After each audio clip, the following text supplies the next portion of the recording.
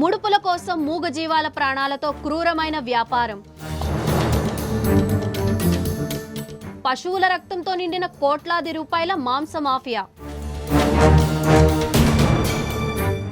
రాష్ట్రంలోని జాతీయ రహదారులపై నిర్భయంగా సాగుతున్న అక్రమ పశు రవాణా. లైవ్ స్టాక్ ట్రాన్స్పోర్ట్ బోర్డులు తగిలించిన డబుల్ డెక్కర్ వాహనాల ద్వారా చట్టాలను తుడిచేసే ప్రబుద్ధుడు శేఖర్. ప్రభుత్వ అధికారుల ఆశీస్సులతో పాలకుల పరిరక్షణతో దర్జాగా కొనసాగుతున్న గోహత్యలు. హిందువుల మనోభావాలను దెబ్బతీసే ఈ అమానవీయ చర్యలపై ఎవరు బాధ్యత వహించాలి? జగన్ పాలనలో గో వ్యాపారం 1.0 అయితే ఎన్డీఏ పాలనలో 2.0 అంటున్నారు ప్రజలు.